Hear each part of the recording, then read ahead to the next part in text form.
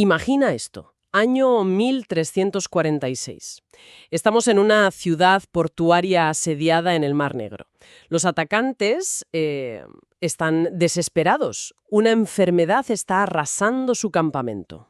Uf, la situación ya de por sí es terrible. Pues en un momento dado deciden usar sus catapultas, pero no para lanzar rocas, Entonces, ¿para qué?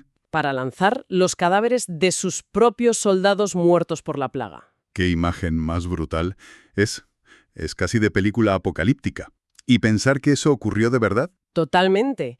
Este acto, que muchos consideran uno de los primeros casos de guerra biológica, fue obra de los mongoles en el asedio de Cafa. Y fue la chispa que, según se cree, desató la peste negra en Europa, porque los barcos que huyeron de allí llevaron la enfermedad, claro. Exacto. Cuando pensamos en los mongoles, nos viene esa imagen, ¿no? Conquistadores implacables, casi una fuerza de la naturaleza. Pero, a ver, ¿de dónde salió todo ese poder? ¿Cómo llegaron a ser tan imparables? Esa es la gran pregunta. Y hoy vamos a analizar un poco esa maquinaria del imperio mongol. Pero no solo su ejército, que era formidable, sino todo lo que había detrás. El ecosistema completo, por así decirlo. Justo. Las condiciones que permitieron su ascenso, su sorprendente capacidad para gobernar, que a menudo se ignora, y las historias reales que se esconden tras la leyenda de Gengis Khan. Vamos a ver cómo una combinación de clima, estrategia y una administración, increíblemente pragmática, creó el imperio terrestre más grande de la historia. Vale, empecemos por el principio. Siempre se habla de la genialidad de Gengis Khan, como si fuera un superhéroe que aparece de la nada. Pero hay una teoría fascinante sobre el clima. ¿Hasta qué punto algo tan simple como el tiempo puede ser el motor de un imperio? Suena, no sé, casi demasiado fácil. Tiene razón en ser escéptica. No fue el único factor, ni mucho menos, pero fue la chispa que encendió la pradera, y nunca mejor dicho. A ver, cuenta. Un estudio de los anillos de los árboles en Mongolia, que son como archivos climáticos, reveló algo extraordinario. Justo antes de que Gengis Khan empezara a unificar las tribus, la región sufrió una sequía brutal. O sea, una época de crisis. De crisis total. Las estepas secas, el ganado muriendo, eso provocó una competencia salvaje por los recursos, guerras entre clanes. Un caos. Y de repente, justo cuando el imperio empieza a expandirse, entre 1211 y 1225, el péndulo climático se va al otro extremo. Lluvia. El periodo más templado y húmedo en más de 1000 años. Vaya cambio. De la hambruna a la abundancia, de golpe. Exacto. Las estepas áridas se convierten en pastizales frondosos, y para un pueblo nómada, eso lo cambia todo. ¿Más pasto significa? Más ganado, claro. Pero sobre todo, significa una cosa para los mongoles. Más caballos. El motor de su ejército. El motor, el arma, el sustento. Todo. De repente no solo tenían más caballos, sino caballos más fuertes, mejor alimentados. La energía que movía a los mongoles eran las pasturas. Este cambio climático les dio, literalmente, el combustible para su máquina de guerra. Gengis Khan fue el genio que supo aprovecharlo. Pero la oportunidad, se la sirvió el clima. De acuerdo, tenían el combustible, tenían los recursos, pero a menudo se enfrentaban a ejércitos enormes como los de China o Persia, que los superaban en número 10-1. Tenían que tener algo más que buenos caballos, ¿no? Claro. Es que ahí está el primer gran mito que hay que desmontar. No eran una horda desorganizada. Gengis Khan transformó por completo la sociedad mongola para la guerra. ¿En qué sentido? Pues mira, antes de él, la lealtad era a tu clan, a tu tribu. Y eso causaba conflictos internos todo el rato. Él rompió eso. Reorganizó a todos los hombres en un sistema decimal. Unidades de 10, de 100, de 1000. Y mezcló a gente de distintos clanes, me suena. Justo. Y eso fue lo revolucionario. De repente, tu lealtad ya no era a tu primo, sino a tus 9 compañeros de escuadrón y a tu oficial. Y los ascensos. Los ascensos dependían del mérito y de la lealtad a él, no de tu linaje. O sea, creó un ejército meritocrático. Totalmente. Profesional y meritocrático. A partir de una sociedad tribal. Una revolución. Y luego estaba el guerrero individual, que era una máquina. He leído cosas que parecen de película, como lo de sus arcos, o esa curiosidad sobre las camisas de seda. Es que son esos detalles los que marcan la diferencia. El arma principal era el arco compuesto. Una obra de ingeniería, madera, cuerno, tendón. Tenía un alcance brutal, ¿no? Casi el doble que los arcos largos europeos.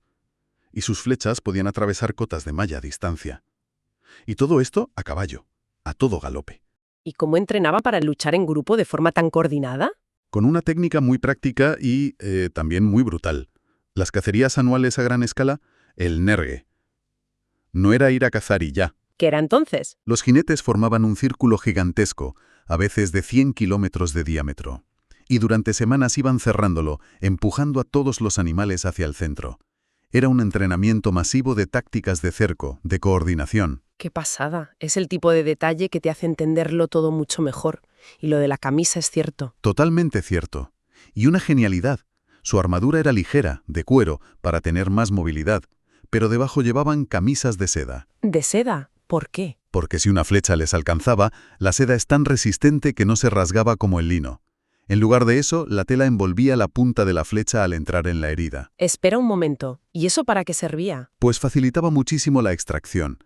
En vez de tener que cortar para sacar una punta con púas que te destrozaba por dentro, un médico podía tirar suavemente de la seda y la flecha salía limpia. ¡Qué fuerte! Reducía el tamaño de la herida y el riesgo de infección de una forma increíble.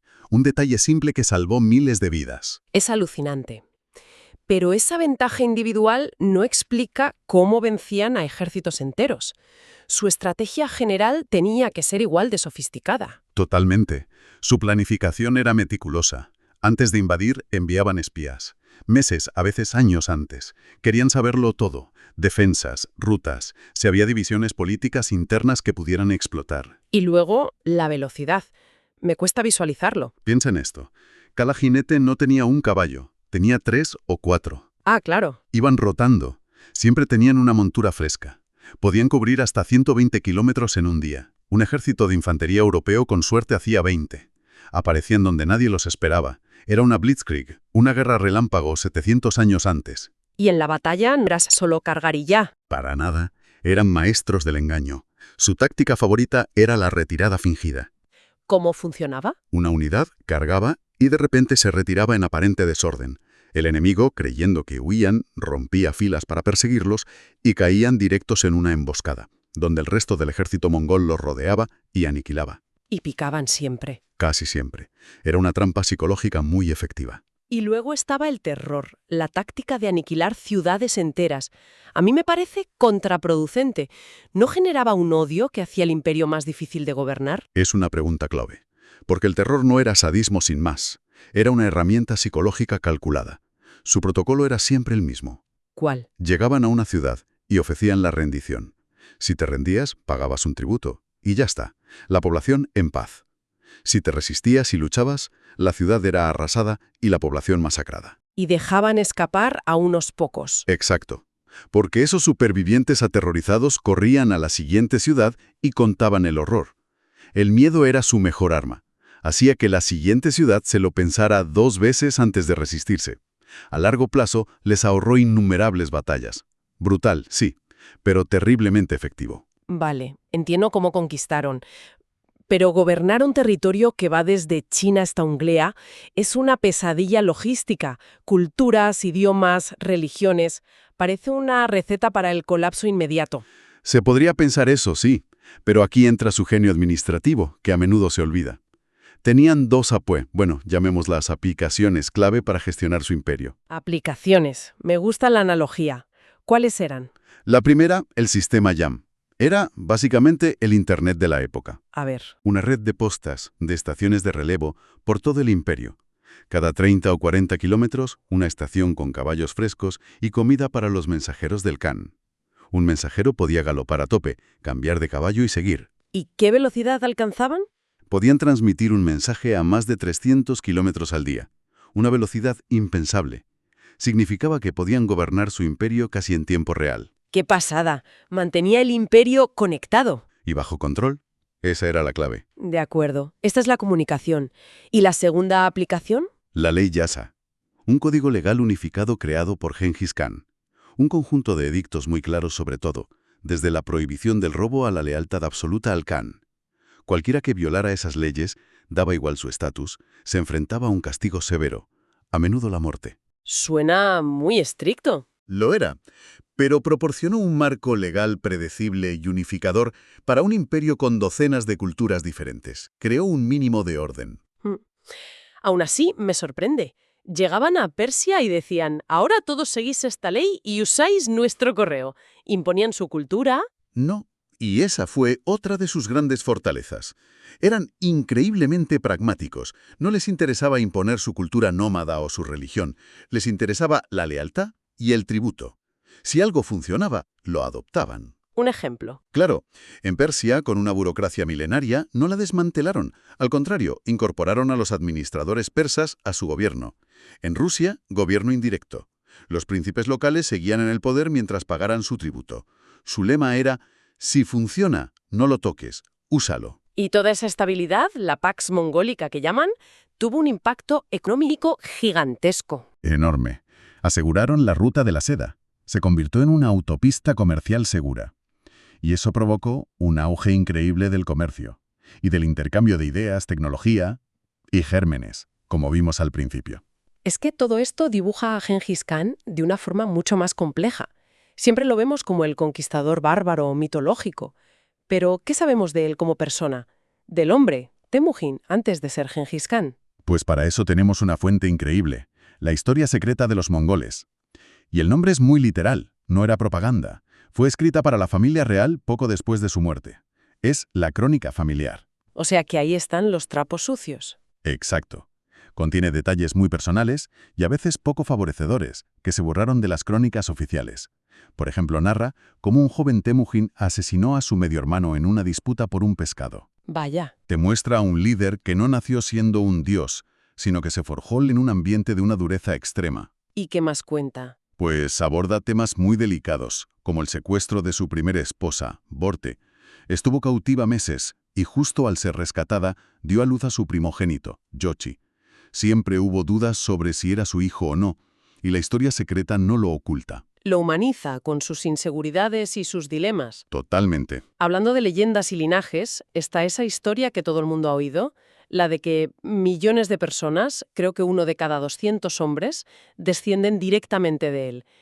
¿Qué hay de cierto en eso? Siempre me ha sonado a titular fácil. Es que es una historia fascinante que mezcla ciencia, mito y un buen titular. Todo empezó en 2003 con un estudio genético del cromosoma Y. Encontraron una firma genética concreta que era sospechosamente común en la zona del antiguo imperio. Vale. Encontraron una firma genética muy extendida. Pero ¿cómo la relacionaron con él? Hicieron un cálculo hacia atrás usando la tasa de mutación genética para encontrar al ancestro común. Y la fecha que le salió fue de hace unos 1000 años. Que coincidía perfectamente con Gengis Khan. Exacto. Dado su poder, su harén, sus hijos, la conclusión parecía obvia, y los medios se lanzaron. 16 millones de hombres son descendientes de Gengis Khan. Pero siempre hay un pero. Siempre. El primer problema es que no tenemos su ADN, su tumba sigue siendo un misterio. Así que la prueba era totalmente circunstancial. Y la ciencia se quedó ahí. No, siguió avanzando. En 2018 se publicó un estudio mucho más amplio, con mejor tecnología. Volvieron a analizar esa firma genética y recalcularon la antigüedad del ancestro común. Y ya no encajaba, ¿verdad? Para nada. El nuevo cálculo fechó al ancestro común hace unos 2600 años, mucho antes de Gengis Khan. El linaje era real y muy exitoso, sí, pero mucho más antiguo. Probablemente se propagó durante siglos por la ruta de la seda. O sea que el mito era más atractivo que la realidad científica. Como casi siempre. La realidad era más compleja. Entonces, si juntamos todas las piezas, la imagen que emerge es mucho más rica. No es la historia de un conquistador, y ya. Es la historia de una confluencia de factores, un cambio climático, una revolución militar basada en el mérito y una sorprendente capacidad de administración pragmática. Exacto. Y todo nos devuelve a esa imagen inicial, al asedio de Caza. Ese acto de lanzar cadáveres no fue solo crueldad. Fue una táctica, desesperada sí, pero calculada. La de un imperio que utilizaba todas las herramientas a su alcance: diplomacia, espionaje, terror y, en este caso, la enfermedad. Es una forma muy distinta de verlos, no solo como una fuerza destructora, sino como una fuerza increíblemente eficiente. Es que lo absorbían todo. Incorporaron ingenieros chinos para las máquinas de asedio, administradores persas para los impuestos. No les importaba el origen de una idea, una tecnología o una persona. La única pregunta era, ¿es útil? Si la respuesta era sí, lo adoptaban. Y lo integraban en su sistema. Es un pensamiento final muy potente. Porque deja una pregunta en el aire, ¿no?